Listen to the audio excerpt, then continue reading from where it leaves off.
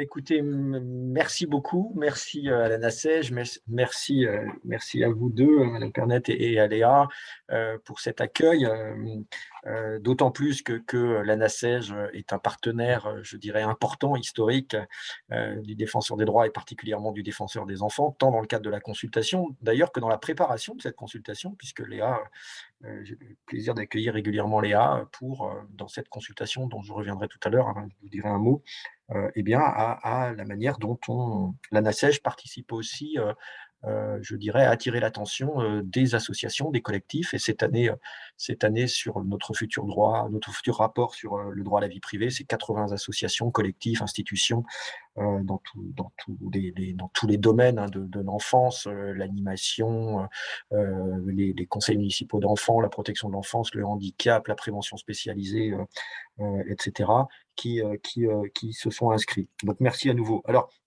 pour vous, et bien entendu, je vais et vous allez le voir, je vais beaucoup parler, du droit de l'enfant et notamment comment, même si les droits de l'enfant, sont de plus en plus évoqués et je dirais, heu et pour lesquels nous sommes interpellés les uns et les autres de plus en plus, mon discours va et mes propos vont quand même montrer que l'enfant reste encore culturellement plus un objet de droit qu'un sujet de droit. Et plus l'enfant est vulnérable, plus il est un objet de prise en charge plutôt qu'un sujet de prise en compte. Et ça, c'est à travers nos saisines, nos réclamations et nos instructions et notre promotion des droits que j'attirerai votre attention là-dessus. Mais avant, je vais prendre un peu de temps pour bien que vous compreniez, d'où je parle, et donc encore une fois, merci à vous d'être là, vous qui êtes en France métropolitaine ou en outre-mer.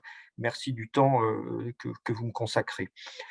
Donc vous le savez, le défenseur des droits est une institution, est une autorité administrative indépendante, constitutionnelle, hein, elle a cette force d'être inscrite dans la Constitution et le président Sarkozy en 2008 avait souhaité donc dans le cadre de cette réforme constitutionnelle, eh bien je dirais, regrouper, des autorités administratives indépendantes. La plus ancienne était le médiateur de la République qui existait depuis 1973 et aujourd'hui nous avons donc ce rôle-là de délégation, à la médiation. Et là, c'est clairement les difficultés que tous nos concitoyens, que toutes les personnes rencontrent dans leur relation avec les services publics. Et en ce moment, vous l'avez vu, vous le vivez peut-être vous-même, c'est les difficultés liées à la dématérialisation. C'est-à-dire que beaucoup de nos concitoyens, beaucoup de personnes vont abandonner leur accès aux droits parce que c'est compliqué, parce qu'il y a une déshumanisation des relations. Il faut être à 2 heures du matin sur Internet pour pouvoir s'inscrire et avoir, par exemple, la reconduite d'un permis de séjour, pour lequel on a le droit qu'on n'obtient pas. Et quand on ne l'a pas, c'est les APL qui sont remis en cause, c'est un certain nombre de droits qui sont remis en cause. C'est des personnes âgées qui n'arrivent plus à obtenir la reversion dans le cadre d'un veuvage. C'est des gens qui n'ont plus leur indemnité à Pôle emploi, le RSA, etc., etc. C'est des personnes âgées qui aussi, concrètement, vont prendre des amendes dans le train parce qu'elles sont complètement infantilisées et complètement, elles ne savent pas comment réserver un billet de train sur un smartphone, et elles perçoivent des amendes plus chères que le montant du trajet, initial. Donc c'est des choses très concrètes pour nos concitoyens. La deuxième mission qui a été fusionnée, c'est la Haute Autorité de lutte contre les discriminations. Donc les discriminations, du fait des origines, les discriminations à l'emploi, les discriminations, et j'en reviendrai tout à l'heure, pour les enfants, en situation de handicap dans l'accès à l'éducation ou à l'accès à la santé. Une autre troisième mission qui est peu connue, était, alors la HALD avait été créée en 2004, mais une autre, mission nous sommes l'institution qui a en charge, le contrôle en fait, de la violence légitime, c'est-à-dire le contrôle, le respect des règles de déontologie, des forces de l'ordre, police et gendarmerie. C'est pour ça que vous avez pu voir la défenseure des droits, dans les médias ou régulièrement intervenir sur, l'usage de la violence légitime. Heu et puis, nous nous occupons aussi depuis quelques années maintenant, depuis 2016, des lanceurs d'alerte, protection et réorientation des lanceurs d'alerte. Et puis, bien entendu, et je réservais, en dernier ce thème parce que c'est la raison pour laquelle je suis auprès de vous aujourd'hui, c'est, la défense des droits de l'enfant, donc Claire Brisset avait été la première défenseure des enfants en 2000. Voilà. Donc, Heu, vous dire que nous instruisons et nous recevons environ, 115 000 saisines, par an de réclamations sur l'ensemble de ces missions que je viens de vous citer. Pour cela, nous avons 550 délégués sur l'ensemble du territoire, donc en métropole et dans les territoires ultramarins, qui vont recevoir gratuitement, les personnes, nos concitoyens, lorsque, ces personnes, disent avoir subi des atteintes à leurs droits ou ne pas avoir accès à des droits qui leur sont pourtant, dus. Heu Ce qui est vraiment important, c'est de voir que c'est sur 115 000 saisines, 80 000 vont être réglées par la médiation. La médiation, ça veut dire qu'on va aller voir les institutions. Alors, par exemple, pour protection de l'enfance, on va aller voir les départements, mais sur l'accueil, des tout petits, dans les unités d'accueil petite enfance, dans les crèches, par exemple, des enfants en situation de handicap, eh bien, on va aller voir les mairies, et on va, leur rappeler, le droit. On va leur dire que voilà, on va médier les relations et on va s'apercevoir que bien souvent, ces institutions-là méconnaissaient le droit ou ont manqué de temps ou n'ont pas pris le temps ou parfois n'ont clairement pas voulu se saisir de cette situation ça va, permettre à nos concitoyens, d'être très vite réétablis dans ces droits, parce que ça, c'est vraiment important pour le défenseur des droits, c'est que les personnes soient rétablies dans leurs droits rapidement. Donc sur 115 000 saisines, 80 000, c'est le cas pour 80 000. Ça permet aussi, à nos concitoyens, de ne pas aller en justice dans des délais très, très longs, de ne pas rester en justice, d'autant plus que beaucoup de nos concitoyens n'oseraient pas le faire. Par peur, par dévalorisation, par peur que ça coûte cher, par manque de réseau, et cetera, et donc abandonneraient, de défendre leurs droits. Donc là, c'est encore une fois, c'est gratuit et c'est important de le rappeler. Et puis dans les 35 000 saisines qui restent, eh bien là, la médiation ne marche pas, ou l'atteinte au droit est telle que là, nous allons, avec nos pôles instruction, c'est-à-dire que nous avons des anciens, par exemple, au pôle droit de l'enfant, nous avons des anciens magistrats, des anciens avocats, des juristes, qui, vont interpeller, les institutions qui n'ont pas des institutions de première ligne et qui n'ont pas, répondu au droit d'accès, le droit à l'éducation, droit à la santé, et cetera. Et nous allons donc, à ce moment-là, heu, leur demander un certain nombre d'éléments. Ils ne peuvent pas,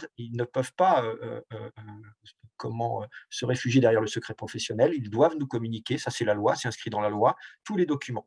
Bien souvent, le simple fait qu'on les interpelle va faire qu'ils vont rapidement rétablir les personnes dans leurs droits, mais parfois, ils vont mettre du temps. Alors là, c'est là où ça peut prendre du temps parce que là, s'entame un débat contradictoire et là, ils vont mettre parfois du temps à nous répondre. On va devoir les relancer jusqu'à parfois des mises en demeure de nous répondre, et encore une fois, le rôle pour nous, c'est de 1, en tous les cas, nous faisons tout pour que les personnes et les enfants soient rétablis dans leurs droits rapidement, mais nous allons aussi rappeler le droit à ces institutions et en leur disant, ce que ne ferait pas la justice parce que c'est pas son rôle, mais comment pédagogiquement ils auraient pu faire autrement, en prenant en compte l'intérêt supérieur de l'enfant, en prenant en compte la prise en compte de sa parole, et cetera, et cetera, et comment ils auraient pu faire autrement.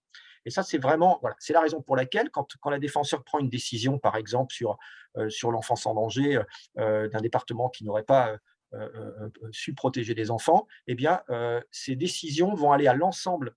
Cette décision va aller de manière anonyme à l'Assemblée des départements de France, ce qui fait que pour visée pédagogique, à charge pour l'Assemblée des départements de France de diffuser la décision du défenseur des droits à l'ensemble des départements. Pour la mairie, pour les mairies, c'est la même chose, c'est l'Association des maires de France qui va recevoir. Et puis il arrive que, malgré cela, des institutions, ne répondent pas aux défenseurs de droits ou dans la manière dont ils répondent, ne perçoivent pas l'atteinte fondamentale aux droits de l'enfant. Et là, la Constitution nous donne un pouvoir important. Alors c'est pas un pouv encore une fois, nous ne pouvons pas contester les décisions de justice, donc nous ne sommes pas la cour d'appel, des premières instances, mais nous avons ce pouvoir que les Anglais appellent name and shame, c'est-à-dire nommer la honte en fait, hein.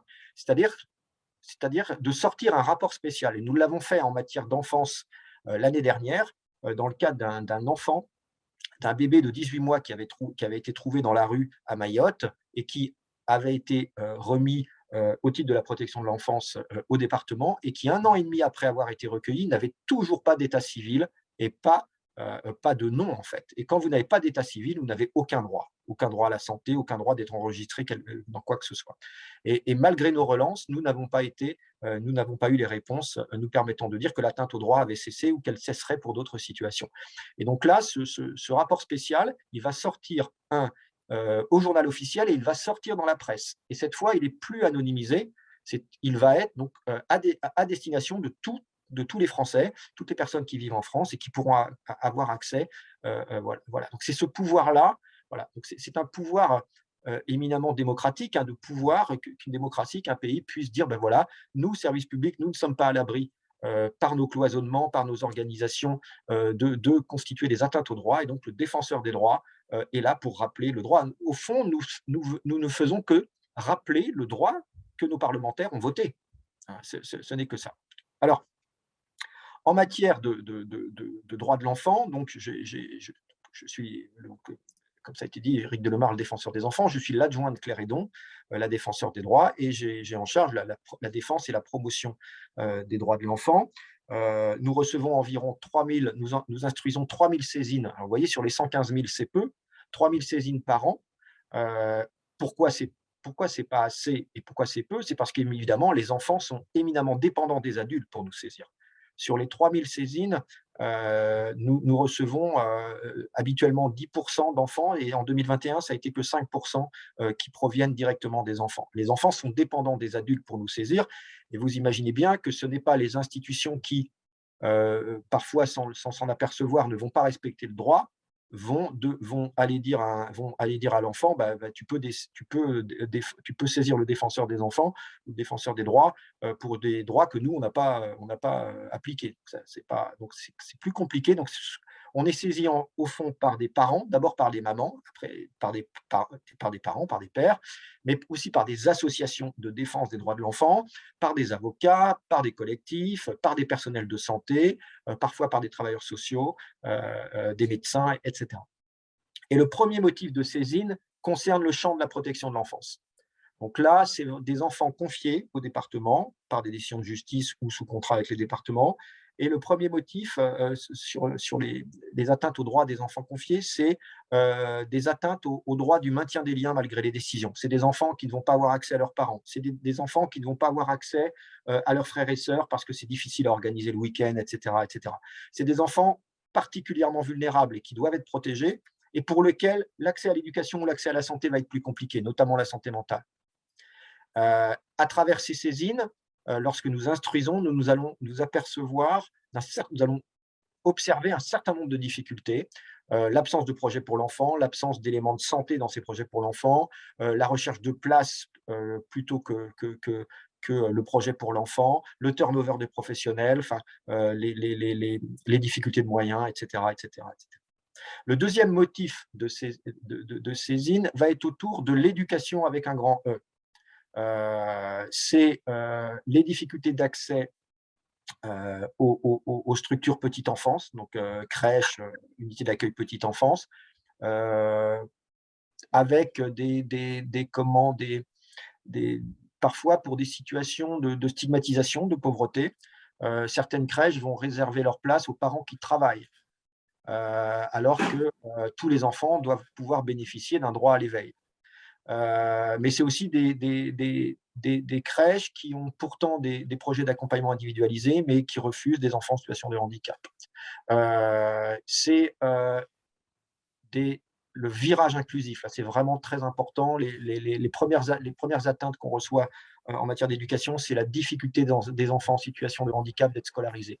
Alors on nous dit, et c'est juste, qu'aujourd'hui, il y a 400 000 enfants en situation de handicap qui sont scolarisés. C'est plus que l'année dernière et c'est moins que l'année prochaine parce qu'il y en a de plus en plus. Mais il y a tellement de besoins et le défenseur des enfants ne peut pas se satisfaire de 4 heures de scolarisation par semaine comme un droit à l'éducation. Hein.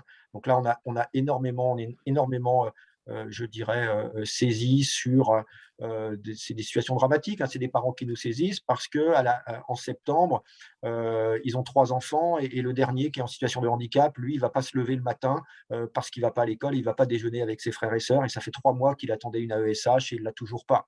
Ou que l'AESH qui est nommée, et qu'il avait l'année dernière, pour ceux qui en avaient déjà, eh bien, passe de 15 heures d'accompagnement à 8 heures parce que maintenant l'AESH est sur 3 établissements scolaires, et cetera, et que donc l'enfant se voit comme ça de façon arbitraire et voit son temps réduit de scolarité. Mais c'est aussi des parents qu'on appelle le jeudi soir pour dire n'amenez pas votre enfant demain parce que l'AESH est en arrêt. C'est comme si n'importe quel autre enfant disait ben, ne venez pas demain à l'école parce que le prof de français n'est pas là. Donc vous voyez que c'est toute la difficulté de mise en œuvre du virage inclusif, mais c'est aussi des situations dramatiques de parents qui avaient une place en IME ou en ITEP et qui, pour des raisons professionnelles, sont amenés dans le cadre de mutation à changer de département et qui, quand ils arrivent dans le département d'accueil, eh bien, il n'y a pas de place pour leur enfant et un des 2 parents, et souvent la maman, se trouve contraint d'arrêter son travail pour s'occuper de son enfant et repart sur les galères initiales qu'elle avait connues dans son département au moment des premières inscriptions scolaires ou des premières inscriptions dans le médico-social. Donc vraiment des situations qui créent énormément d'angoisse, de drames et de soucis et de stress familiaux. Il y a même des situations où, malgré les décisions des MDPH, que d'ailleurs nos concitoyens ne comprennent pas que les décisions ne fassent pas accueil dans les écoles, des parents qui sont tellement sollicités 2 à 3 fois par semaine parce que ça ne se passe pas bien à l'école, qui vont délibérément pour enfin avoir la paix et être épargnés de cette pression, déscolariser leur enfant.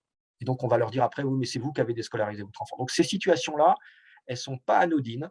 Je connais des départements où, par exemple, il y a plus d'enfants en liste d'attente pour être accueillis en IME ou en ITEP que la capacité de ces établissements sur un département. C'est-à-dire que même si toute la capacité du jour au lendemain de ces établissements revenait à zéro, eh bien, toute la liste d'attente ne pourrait pas être intégrée. Vous voyez un petit peu, il y a des très, très grandes disparités. Le troisième motif, va être autour de la justice familiale. Donc là, avec des gros soucis, hein, alors là, pour le coup, c'est l'exemple ultime de la non prise en compte de la parole de l'enfant dans le cadre de séparation de couple. Où là, la justice familiale, qui est une justice de flux bien souvent, va beaucoup plus s'inquiéter sur la manière dont les parents, et chacun dit qu'il est le meilleur que l'autre, hein, dit qu'il va s'occuper de l'enfant et de l'intérêt de l'enfant, et la parole de l'enfant est tellement instrumentalisée que l'enfant est interdit de s'exprimer parce que quoi qu'il arrive, il sait qu'il va aller à l'encontre de ce que l'autre parent aurait souhaité qu'il dise, etc. Donc là, c'est des choses qu'en plus qui sont en plus exponentielles dans le cadre de divorces, de mariages mixtes, franco-allemands, franco-étrangers, où là, il peut y avoir on peut être sur des questions d'enlèvement d'enfants, etc., etc. On a aussi la question des adoptions et puis on a aussi la question de la justice pénale. La justice pénale, c'est les enfants, les violences des enfants en CER, en CEF, ou des enfants incarcérés qui n'ont pas accès aux droits. Par exemple, pendant le confinement, tout s'est arrêté beaucoup plus pour eux, le droit à l'éducation, etc., etc. Alors, donc mon rôle, il est au fond dans cette défense des droits, euh, de, de, de rappeler conformément au droit interne, c'est-à-dire au droit français, mais aussi aux engagements de la France, et vous l'avez nommé tout à l'heure, la Convention internationale des droits de l'enfant, c'est-à-dire le traité que la France a ratifié et qui a été un des premiers pays à ratifier en 1990. Hein, donc, la Convention date de 89, comme vous l'avez rappelé, et la France a souhaité ratifier, à l'époque, c'était l'Europe des 12, il y avait 12 pays en Europe, mais a été un des premiers pays à ratifier. Et le président de l'époque, qui s'appelait François Mitterrand, avait souhaité d'ailleurs être un des premiers pays signataires parce qu'il disait que la France a une histoire en matière de droits de l'homme, elle doit donner l'exemple par rapport à d'autres pays qui n'ont pas cette histoire ou qui ne sont pas autant avancés dans la question des droits de l'homme. Donc il y avait ce côté d'exemplarité de la France, et aujourd'hui on pourrait beaucoup en reparler 33 ans après. Et donc les on peut le dire comme ça, hein, à l'époque, l'engagement était très fort puisque la Convention internationale des droits de l'enfant, en gros, on pouvait elle tient sa source dans le fait que parce que les enfants n'ont pas le droit de vote, parce qu'ils n'ont ni influence politique, ni influence économique, parce que leur développement, leur avenir est crucial pour l'avenir de la société, eh bien, le monde s'est doté de la Convention internationale des droits de l'enfant. Mais tout de suite, il faut rajouter, c'est ce que moi je rajoute, mais petit être humain ne veut pas dire petit droit. Hein, et les enfants ont des droits et des besoins, je dirais, de construction à chaque âge et sont éminemment dépendants des adultes pour exercer ces droits et ces besoins. Au fond, cette convention, elle vient dire quelque chose d'important, hein, puisqu'il il nous a pas échappé, et surtout dans cette période, que pour être citoyen, vous êtes citoyen quand vous avez le droit de vote, au fond. Hein. Mais que, donc, je ne dis pas qu'il faut que les enfants l'aient, hein, mais je dis simplement que l'esprit de la Convention internationale des droits de l'enfant, qui est donc, encore une fois, vous l'avez rappelé, traité le plus ratifié au monde en matière de droits de l'homme, à 196 pays, il n'y a que les États-Unis qui ne l'ont pas ratifié, euh, eh bien, elle dit que l'enfant devient titulaire de l'ensemble des droits de l'homme dès sa naissance. Dès sa naissance, il devient titulaire de l'ensemble des droits de l'homme. Donc ça, c'est vraiment fondamental. Donc, il y a une double je dirais, responsabilité pour les adultes, à la fois de protéger parce que l'enfant est plus vulnérable, mais il doit éduquer parce que de tous les êtres humains, enfin de tous les êtres, au fond, l'enfant est celui qui dispose de la plus grande capacité d'éveil, d'émerveillement, d'apprentissage, d'ouverture au monde. Et c'est dans cet apparent paradoxe, puisque protéger parfois, c'est couvrir, hein, surprotéger, mais éduquer, c'est ouvrir, hein, c'est en dehors d'eux, hein, ouvrir, en dehors de soi, éduquer. Donc c'est ce paradoxe-là, et c'est ça qui fait d'ailleurs l'intérêt supérieur de l'enfant. Et donc force est de constater que cette Convention internationale des droits de l'enfant, elle est peu connue, au fond, elle est très peu connue, même de la part de professionnels qui sont spécialisés, je pense notamment en protection de l'enfance, qui vont connaître les articles du Code civil, les articles 375 et suivants sur la protection de l'enfance, qui vont connaître les articles L223, L221 du Code de l'action sociale et des familles, mais qui vont peu connaître cette Convention internationale des droits de l'enfant. Alors certes, quand François Mitterrand rappelait que la France avait cette exemplarité parce qu'elle avait cette culture des droits de l'homme, bien entendu, des droits existaient. Dans le droit interne, on avait des droits constitutionnels, que ce soit le droit à l'éducation, qui est constitutionnel, mais on voit bien que ce droit, normalement, il n'est pas discutable. Et on voit bien, par exemple, si je prends l'exemple de Mayotte, qu'on est loin d'avoir des enfants scolarisés. Et le droit à la santé, qui est aussi un droit constitutionnel. Alors, en protection de l'enfance, l'assistance éducative qui date de 1958 et la protection administrative qui date d'un an après, en 1959. Mais ce qui est fondamental et ce qui est tout à fait nouveau pour la Convention internationale des droits de l'enfant, c'est l'article 3 et l'article 12, au fond. L'article 3 qui est l'intérêt supérieur de l'enfant. Alors, je vous l'ai décrit tout à l'heure assez rapidement de manière un petit peu, je dirais, philosophique, hein, ou éducatif, entre protéger et comment et éduquer. C'est-à-dire que je ne sais même pas, moi, enfin, certes, les enfants sont vulnérables, mais surtout, les enfants sont hypersensibles, pas au sens hypersensibilité fragile, mais ils sont hypersensibles parce qu'en fait, leur peau, leur moi extérieur est moins, il y a moins de force, moins de barrières et moins épais qu'un adulte, et que donc ce sont des éponges en fait du fait de leur construction à tout ce qui est environnement. Et donc les dénis de droit, la non prise en compte des besoins, voire les maltraitances, eh bien, sont éminemment préjudiciables pour les enfants. Donc, mais au fond, euh, quand on prend la Convention internationale des droits de l'enfant, au fond, l'intérêt supérieur de l'enfant, c'est de dire, parce que les enfants sont dans cette construction permanente, eh bien, leurs droits sont indissociables. Et c'est ça l'intérêt supérieur de l'enfant. C'est-à-dire, vous protégez l'éducation, mais sans protéger l'accès à la santé, ou sans protéger l'article 19, protéger l'enfant contre toutes les formes de violence, le droit au loisir, le droit à la protection sociale, etc., etc. Si un de ces droits n'est pas mis en œuvre, c'est l'intérêt supérieur de l'enfant qui n'est pas pris en compte. Et bien entendu, régulièrement dans les saisines que nous recevons, force est de constater que bien souvent, au-delà des mots, c'est l'intérêt supérieur des institutions qui est mis avant l'intérêt supérieur des enfants, hein, et que les enfants font les frais dans leur vulnérabilité de dysfonctionnement ou parfois de manque de moyens, mais en tout cas de non prise en compte de cet intérêt supérieur. Et puis, le deuxième article qui est tout à fait nouveau et qui est vraiment, alors là, la NACEJ, je dirais, est très bien placée pour défendre, et j'en doute pas, cet article, l'article 12, c'est le droit à l'enfant d'exprimer librement ses opinions sur tous les sujets qui les concernent et d'être entendu dans toutes les procédures judiciaires qui le concernent. Alors, c'est l'enfant en âge de discernement, mais j'y reviendrai aussi. Donc, c'est vraiment la question de l'accueil, du recueil, de la prise en compte de la parole des enfants. Et là, forcément, même si pour vous, vous avez rappelé, Léa, que c'était intéressant de parler de d'autres droits, mais je ne peux pas m'empêcher quand même de parler de celui-là, parce qu'il est fondamental. Il est fondamental. Dans notre rapport en 2020 sur prendre en compte la parole de l'enfant, un devoir pour l'adulte, un droit pour les enfants, nous rappelions quelque chose de fort, hein, c'est-à-dire que n'attendons pas que l'enfant soit victime ou qu'il passe à l'acte pour enfin se sentir obligé de les écouter. Tout à l'heure, je vais prendre un focus sur l'école. C'est vraiment important parce que je trouve qu'on a on a énormément d'attentes et en même temps d'exigences vis-à-vis de l'école, puisque c'est le lieu des apprentissages, qu'ils soient éducatifs, pédagogiques et autres.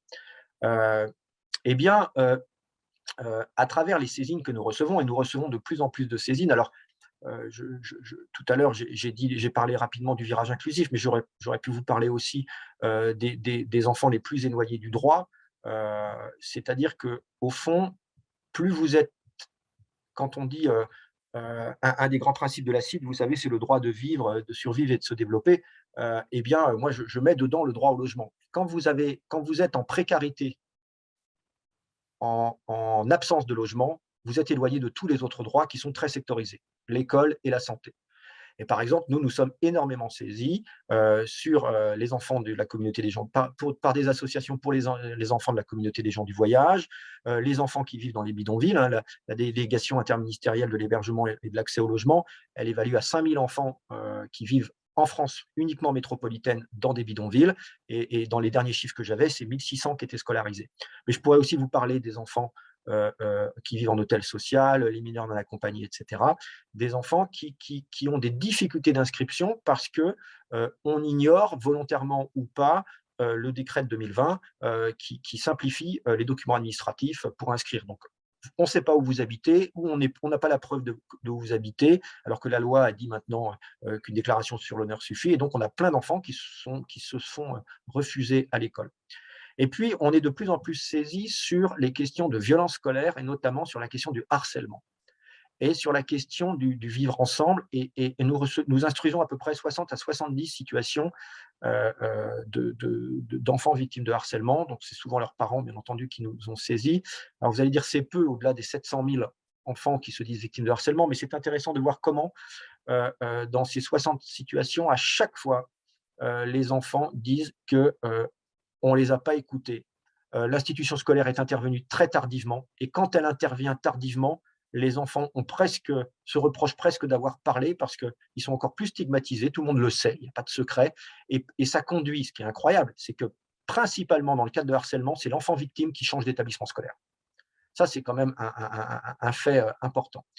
Eh bien, quand je vous disais tout à l'heure que n'attendons pas que l'enfant soit victime ou qu'il passe à l'acte pour enfin se sentir obligé de l'écouter, c'est clairement la prise en compte de la parole des enfants. C'est-à-dire que l'enfant n'est pas que l'enfant de ses parents, il est un sujet, et l'enfant n'est pas qu'un élève. Et ça, c'est vraiment important. C'est-à-dire que, je ne sais pas si vous, je prends souvent cet exemple, mais si vous allez chercher vos enfants, vos petits-enfants, vos neveux, nièces, dans les écoles maternelles, bien souvent, vous allez vous apercevoir que les enfants sont installés en U. Et quand ils prennent la parole, ils la prennent devant tout le monde. Ils s'adressent au groupe classe. Et à 5 ans, vous avez des enfants vraiment qui commencent à avoir des compétences. Alors, ça prend du temps, ils font avec leurs mots. Beaucoup d'enfants vont prendre plaisir à s'adresser, à parler. Et puis, quand ils arrivent en CP, même s'il y a des actions, il y a des pratiques sur le territoire, mais elles elles sont peu partagées, c'est ce qui est dommage. Je pense au dispositif Quoi de neuf, où les enfants racontent un certain nombre de choses, mais vous avez des enfants, au fond, surtout ceux qui ne vont pas avoir de contexte socioculturel à la maison, où on peut parler sans forcément déjeuner ou dîner ensemble, mais je dirais parler ensemble, eh bien, c'est des enfants qui vont complètement avoir peur de s'exprimer en face à face avec leur enseignant. Ils sont mis les uns derrière les autres et l'enfant oublie ce dont pourquoi il voulait parler. Et il n'a peur que de parler. Donc il retrouve des tics, il rougit, il a une maladresse psychomotricienne, que souvent, quand on n'est pas formé, l'enseignant va recevoir ça comme une représentation que l'enfant n'aurait pas les compétences pour le faire. Et au fond, ces enfants-là ne vont pas s'exprimer. Donc leur faire une injonction à parler quand il leur arrive quelque chose est extrêmement compliqué.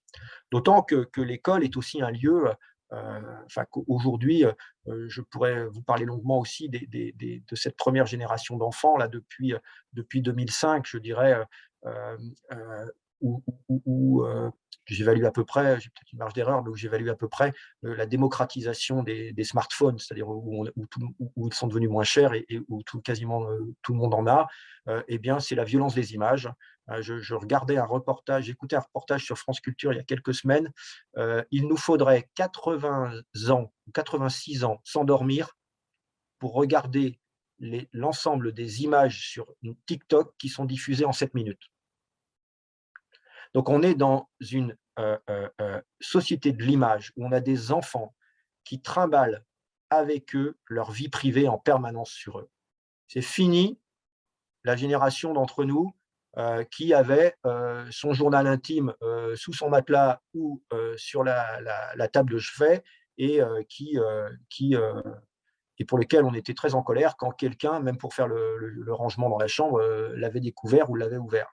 Les enfants trimballent avec leur smartphone, leurs photos, leur messagerie, leur journal intime virtuel en permanence sur eux, et c'est complètement pour eux. Il n'y a plus de distinction entre euh, euh, vie, euh, vie réelle et la vie, je dirais, sur Internet.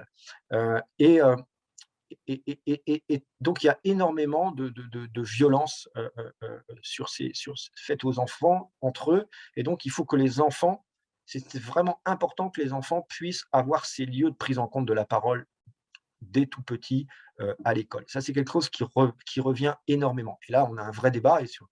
Je sors d'une inspection là, ce matin auprès de l'Éducation nationale où je disais que l'école est un moment charnière où effectivement, il faut vraiment considérer qu'il faut oser appeler des enfants enfants et pas élèves, parce que les enfants sont bien autre chose que des élèves. Et on peut continuer de dire que pour être bon en français, en maths, en sciences, il faut faire plus de français, de maths ou de sciences, mais on peut aussi dire il faut qu'on rende les enfants disponibles aux apprentissages du français, des maths et des sciences. Donc, la prise en compte de cette parole, elle est fondamentale de manière préventive. Je pourrais vous en parler aussi longuement sur l'éducation à la sexualité, qui n'a pas lieu, comment, enfin, on a du mal à concevoir que quand les enfants sont plus sensibilisés à leurs droits et à des matières ou en tous les cas à des processus de sensibilisation et d'enseignement à la sexualité, ils sont beaucoup plus en mesure de se protéger. Il ne faut pas oublier que, alors c'est Philippe Mérieux qui dit ça de façon un peu, je dirais, rapide pour marquer les esprits, mais il dit dès qu'un enfant arrive au CP, premier jour, il doit dire oui à tout le monde, hein, à une institut qu'il ne connaissait pas hier. Il faut dire oui, oui, oui, parce qu'il faut obéir aux adultes. Et puis le soir, il ne faut surtout pas qu'ils disent oui en sortant de l'école à un homme qui ouvrirait la portière de la camionnette en disant monte. Hein. Donc on voit bien qu'il faut aussi, on a du mal. Et c'est exactement pour l'exemple d'Internet aussi tout à l'heure. On peut, et je pense qu'il faut, imposer aux GAFA de mieux protéger les enfants sur Internet. Mais la meilleure façon de protéger les enfants, c'est les outiller. C'est les outiller eux-mêmes. Hein. Et ça, on a du mal dans ce processus préventif. Et c'est la même chose si je vous avais présenté le rapport de l'année dernière sur la santé mentale, le droit au bien-être. Il faut absolument, je dirais, être pas dans une vision uniquement sanitaire. La santé mentale, c'est bien autre chose que l'absence de maladie. C'est aussi la question du droit au bien-être. Donc, je voulais mettre ce focus sur l'article 12 parce qu'il me paraît vraiment vraiment fondamentale. Euh, Bien entendu, un des autres droits qui est fondamental, hein, c'est l'article 19 et c'est et sur le droit d'être protégé contre toutes les formes de violence. Alors bien entendu, tout le monde s'accorde lorsqu'il s'agit des violences intrafamiliales et c'est important, hein. Mais on a aussi une organisation à la française qui n'est pas toujours, enfin qui constitue des atteintes au droit, à la protection, parce que les institutions françaises sont très, très cloisonnées, très cloisonnées. Ça sort régulièrement dans nos rapports. C'est-à-dire que nous n'avons pas la culture, je dirais, d'études d'impact. Et je prendrai des exemples très précis. Lorsque, par exemple, on fait le virage inclusif dans le handicap et qu'on ferme les internats médico-sociaux, on ne s'inquiète pas des répercussions sur la protection de l'enfance, sur la santé mentale des enfants. Voilà, on a des familles qui, par exemple, avaient un enfant qui était accueilli 25-30 heures par semaine dans un institut médico-éducatif du fait de son handicap. Et certaines de ces familles, parfois, avaient besoin d'une aide du département, une aide éducative à domicile qui contractualisait et où ils voyaient un éducateur toutes les 3 semaines pour les aider à comprendre la situation. Et puis du jour au lendemain, de façon unilatérale, comme ça, l'IME dit bah, écoutez, votre enfant ne va plus être accompagné, ne va plus être à l'internat de l'IME parce qu'il n'y en a plus, ou il ne va plus être 20 heures par semaine ou 30 heures par semaine, il va être 7 heures, 8 heures par exemple à l'IME. Et il va aller à l'école, mais à l'école, ça ne se passe pas forcément bien. Et là, on a des situations de parents qui craquent, qui n'y arrivent plus avec leur enfant. Et là, on a des enfants qui se retrouvent placés, par exemple, à l'aide sociale à l'enfance. Voilà, donc on n'a pas ces études d'impact quand chacune de ces institutions se réforme. Je pourrais parler de la pédopsychiatrie, où on a perdu 50% de nos pédopsychiatres en 15 ans, où on a perdu je ne sais pas combien de lits de pédopsychiatrie. Et là aussi, on a des enfants dont la santé mentale n'est pas prise en compte. Et on a des enfants qui se retrouvent dans d'autres institutions avec des gros problèmes de santé mentale. La protection judiciaire de la jeunesse, lorsqu'elle se réforme et elle dit bah, je vais faire moins de pénal, moins d'assistance éducative pour me concentrer sur le pénal, eh bien, on ne va pas non plus, je ne dis pas qu'il ne fallait pas le faire, mais on ne va pas non plus travailler avec le champ de la protection de l'enfance. Et on a des établissements de protection de l'enfance qui se retrouvent à accueillir des enfants agressés, des enfants agresseurs qui n'ont pas été accompagnés, etc., etc., etc. Donc, on voit bien on a des organisations qui cloisonnent comme ça les droits des enfants. Donc on a aussi des formes de violence institutionnelle qui, qui créent ces voilà. Et puis on a aussi récemment, et la crise sanitaire est venue amplifier ça, un problème d'attractivité. Alors là, on a un problème de métier dans l'animation, dans l'éducation spécialisée, dans l'enseignement, où au-delà des considérations financières qui sont importantes, c'est aussi la question du sens en fait qu'on perd, la question du sens, la question des organisations, la question des technostructures, où beaucoup de personnes de terrain ne comprennent plus en fait comment est organisée leur institution ou ne comprennent plus le sens des choses. Euh, Tout ça contribue énormément aussi dans des logiques très gestionnaires à éloigner la question des droits, et notamment les droits. Au final, c'est l'enfant le plus vulnérable qui, au bout de la chaîne, vit ses atteintes aux droits. Donc la question de la protection, le droit à la protection est vraiment important.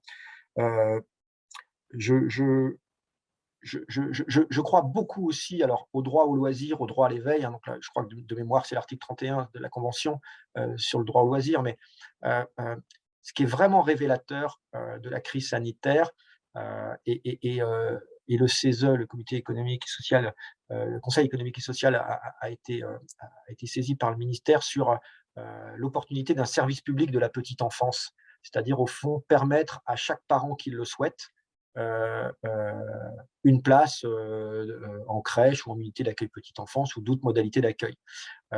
Et que ce soit plus lié uniquement au fait que les parents travaillent ou pas.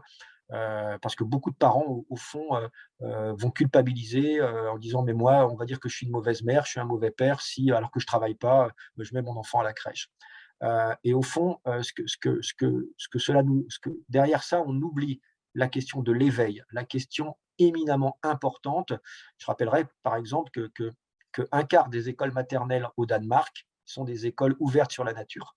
C'est-à-dire que qu'est-ce qu'on observe? On a des enfants qui vont être dans la dans, qui vont beaucoup avoir moins peur de l'environnement, qui vont beaucoup expérimenter, qui sont beaucoup plus dans la prise de risque, je dirais que c'est la prise de risque normale, hein, qui par contre, au final, c'est des enfants qui questionnent beaucoup plus. Donc ça des fois, ça peut emmerder les adultes, où on a le sentiment qu'ils remettent en cause l'autorité. Mais voilà, ça fait des enfants beaucoup plus armés, en fait. C'est ça qui est très important. Et accessoirement, ça retarde les premières expositions aux écrans. C'est-à-dire que les enfants ont énormément besoin d'abord d'expérimenter, avant d'expérimenter le virtuel, d'expérimenter des relations physiques, toucher avec la nature, avec les personnes, etc. Ça, c'est fondamental. Donc, la question de l'augmentation de la précarité dans cette période de sortie de confinement ou de déconfinement permanent, je ne sais plus comment on dit, eh bien, aujourd'hui, pose vraiment la question d'un service public ou en tous les cas de la possibilité d'accueil et à chaque parent de dire, bah, moi, c'est quelques heures par semaine, c'est une activité que moi, je peux faire aussi en tant que parent avec le personnel de la crèche, c'est à temps plein, enfin vraiment de permettre quelque chose de diversifié. Ça me paraît fondamental et ça permettrait tout de suite aussi je dirais, de préparer les enfants à l'école et au vivre ensemble. Voilà ce que je pourrais parler d'autres choses, hein, du droit à la santé, hein, qui est vraiment mis à mal puisque la Convention internationale des droits de l'enfant, elle parle bien entendu du droit d'accès à la santé, hein, donc je disais qu'en France, c'est un droit constitutionnel, mais comme beaucoup de droits, en fait, enfin, je dis toujours qu'il n'y a pas de dignité sans droit, mais il n'y a pas de droit sans un accès effectif au droit. Et on a de plus en plus de concitoyens qui se disent: «Mais les droits, c'est pas pour moi, en fait. C'est pas pour moi», parce qu'il y a ceux qui ont la capacité de faire valoir leurs droits, puis les autres, quoi. Et ça, c'est quelque chose sur lequel il faut qu'on soit très attentif avec l'augmentation de la précarité ou avec des personnes qui se disent éloignées du droit. Donc ce droit à la santé, au fond, les enfants le disent très bien, hein, la santé, c'est bien sûr, quand on pense à la santé, on pense à la santé mentale, on pense aux répercussions de la santé physique. Quand on a une maladie physique, ben, on n'est pas étonné que sur le plan psychologique, ça puisse mal aller. Mais au fond, c'est bien plus que l'absence de maladie, en fait. C'est vraiment important de voir comment la question du bien-être et la Convention internationale des droits de l'enfant va en parler dans plein d'articles, que ce soit, je dirais, en lien avec les loisirs, en lien avec l'école, en lien avec sa protection, c'est l'épanouissement de l'élève, l'épanouissement de l'enfant, le droit au bien-être. Et ça, c'est quelque chose d'important. Alors, c'est quelque chose, moi, que dans une version un peu plus optimiste, je pense quand même qu'à bouger dans le confinement, du fait de la crise Covid, beaucoup de nos concitoyens se sont aperçus que la santé mentale, c'était bien autre chose que la maladie mentale ou l'absence de maladie et que lorsqu'ils ont entendu partout qu'en 2020, les services de pédiatrie, grâce aux gestes barrières, avaient constaté, contrairement à 2021 quand on a enlevé le masque, mais qu'il y avait eu beaucoup moins d'hospitalisations pour des affections pulmonaires des petits, des bronchites, des bronchiolites, des grippes.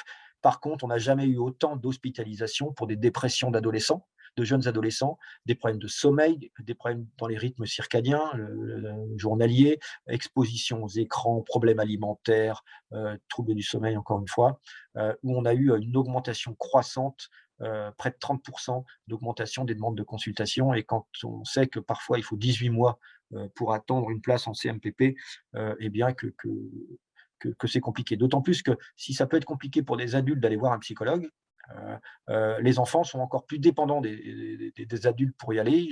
Ils doivent prouver plus que les autres qu'eux, ils vont mal, que c'est pas une lobby, que voilà. Les enfants m'ont dit quand on a une jambe cassée, on n'a pas besoin de montrer qu'on souffre, mais quand on va mal, c'est très difficile de se faire entendre et écouter. Donc sur le droit à la santé, il y a énormément beaucoup de souffrance. Il y a aussi beaucoup d'accès, je pense aux mineurs non accompagnés, des vrais problèmes, médicaux, des problèmes dentaires, des problèmes de santé, des problèmes de vue, des problèmes d'audition, des problèmes dus aussi au trajet, heu, aux épreuves qu'ils ont vécues pendant cette transition, ce déplacement en parcourant la moitié de la planète avec des violences intolérables. Voilà, alors, ce qui est vraiment important aussi de comprendre, c'est que, et si la Convention internationale des droits de l'enfant est peu connue, en fait. Elle est peu connue dans la formation, hein, dans la formation des travailleurs sociaux, des instits, des animateurs, des magistrats, des médecins pédiatres, et cetera. Il y a encore quelque chose qui est plus méconnu, c'est le comité des droits de l'enfant. Le comité des droits de l'enfant, de l'ONU, hein, c'est au fond un corps, d'experts qui sont indépendants et qui contrôlent pour chaque pays signataire, donc les 196 pays, la manière dont chaque pays applique la Convention internationale des droits de l'enfant. Euh, et en plus, pour ceux d'entre vous qui connaissent déjà ou qui sont intéressés par aller voir au bout, c'est aussi l'application des 3 protocoles facultatifs qui concernent l'implication d'enfants dans les conflits armés. Et là, en ce moment, on pourrait bien entendu, et on en parle avec l'Ukraine, les protocoles facultatifs concernant la vente, la traite d'enfants, la prostitution d'enfants et la pornographie. Donc, concrètement, les gouvernements qui ont ratifié cette convention doivent soumettre des rapports réguliers et détaillés sur la situation nationale dans chacun de leurs pays, de ce qu'ils ont mis en place. En gros, est-ce qu'ils ont mis dans leur droit interne les 50 et quelques articles, 54 je crois, articles de la Convention internationale des droits de l'enfant, et une fois qu'ils les ont mis, est-ce qu'ils les appliquent, hein, au fond, parce que c'est l'effectivité des droits. Donc le comité examine chaque rapport et soulève des préoccupations ou fait des recommandations à l'État. La France va être entendue dans le cadre de son 6e rapport. Mais d'autres pays, et j'en reviendrai tout à l'heure, et d'autres pays, c'est la première fois. Certains pays, ça fait 15 ans qu'ils doivent être entendus, donc c'est aussi pour ça que ça prend un peu de retard pour la France, au-delà de la crise sanitaire. Et puis d'autres pays, malheureusement, qui auraient dû être entendus l'année dernière, ne l'ont pas été, parfois pour des raisons géopolitiques extrêmes. C'est le cas de l'Afghanistan qui a changé de régime et sur lequel on peut énormément s'inquiéter sur l'application des droits. Mais c'est aussi le cas sur les îles Fidji, par exemple, qui, suite à des catastrophes naturelles, intempéries, auraient dû être entendues et vont être entendues prioritairement, donc ce qui peut retarder aussi le fait que la France soit entendue. Donc, en tant que mécanisme indépendant chargé par la loi de 2011, hein, le défenseur des droits, donc, au fond, dans sa défense et la promotion de l'intérêt supérieur des droits de l'enfant, eh bien, adresse sa contribution à l'observation générale du comité des droits de l'enfant. Alors, comment ça se passe? Comment ça se passe? Eh bien, par exemple, dans le cadre de ce 6e examen, nous avons le défenseur des droits, mais aussi des institutions nationales de défense des droits humains, la CNCDH ou d'autres associations, peuvent soumettre leur rapport au CRC, donc au Comité des droits de l'enfant. Et le Comité des droits de l'enfant, à partir de tous ces rapports qu'il compile, va, je dirais, adopter et publier les questions qu'il va adresser à la France. C'est-à-dire qu'il parle, en gros, il ne part pas de rien. Il ne part pas non plus de la parole de la France. C'est vraiment important. Quand je dis la parole de la France, c'est la parole du gouvernement.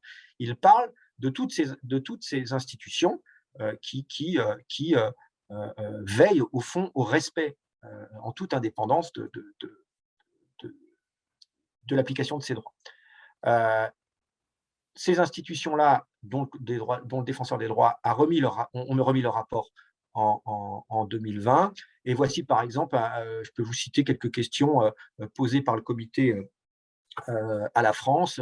Où en est la protection de l'enfance, l'impact des plans de lutte contre les violences faites aux enfants, la justice des mineurs, l'enfermement des enfants migrants en centre de rétention, en zone d'attente, la situation dramatique des enfants dans les camps en Syrie, la question de la prostitution des mineurs, les discriminations en matière de droit au loisir, à la culture, droit à l'éducation, lutte contre le harcèlement et la protection des enfants sur le web.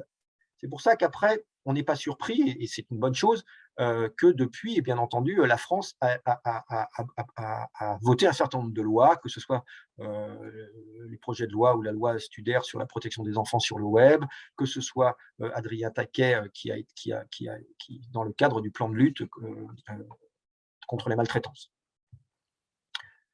Donc, normalement, la France, aurait dû rendre son rapport, comment dirais-je? L'année dernière, en septembre, et dans les faits, heu, avec, la covid, le comité des droits de l'enfant étant en retard, je dirais, la France a rendu donc son rapport le mois dernier, en février. À ce jour, on est dans l'attente de la confirmation, de la date de précession de la France par le comité. Alors soit ça va être le 16 août, soit ça va être en janvier 2023, et c'est ce que je vous disais tout à l'heure, ça dépend du nombre de pays qui sont en retard, soit parce qu'il était prévu qu'ils soient auditionnés, avant la France et que ça a été retardé pour des raisons que j'ai expliquées tout à l'heure, soit parce qu'ils n'ont jamais donné de et c'est la première fois qu'ils sont auditionnés, et la France parce qu'ils ont ratifié, par exemple, beaucoup plus tard que la France, la CID, et nous, nous en sommes à notre 6e examen, et donc la France a rendu son rapport là, donc là il est en train, j'imagine, d'être traduit, et le comité des droits de l'enfant va donc, par rapport au rapport de la France, va donc nous donner la possibilité à nous, institution de défense des droits de l'homme au fond, de refaire ce que nous avions fait en 2020, c'est-à-dire de réagir au rapport de la France. C'est-à-dire vous, défenseurs des droits et autres, vous avez fait un rapport avant la France pour dire quel est l'état des droits des enfants. La France, le comité des droits de l'enfant a donc, à partir de ces rapports, encore une fois, sans partir d'une feuille blanche, même s'il avait déjà le cinquième examen et les conclusions du cinquième examen il y a 6 ans, a posé des questions à la France. La France a répondu, et maintenant nous allons dire, mais est-ce qu'en gros, ce que dit la France est effectif sur le terrain? Est-ce que c'est en amélioration? Est-ce que c'est pas du tout? Est-ce que c'est pas vrai? Ou est-ce que c'est un droit vraiment acté? Donc c'est ça qui va être important. Donc normalement, nous allons devoir nous faire ces rapports, soit pour le 16 août, soit de cette année, soit pour le janvier de l'année prochaine, et après, 2 mois après, sans doute, la France sera entendue, et là, pendant que la France est entendue, nous pouvons, je dirais, écouter, mais nous n'avons pas la possibilité d'intervenir puisque c'est la France qui intervient à ce moment-là.